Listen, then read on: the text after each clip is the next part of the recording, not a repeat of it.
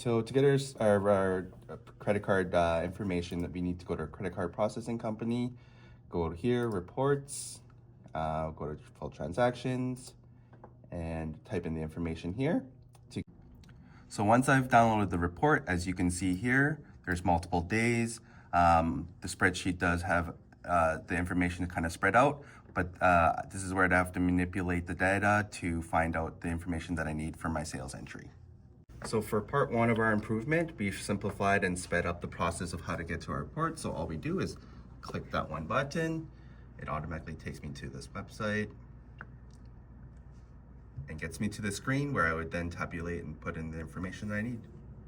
So for part two of our improvement, once we have our downloaded file, we simply drag it into this page. Then we go to our spreadsheet.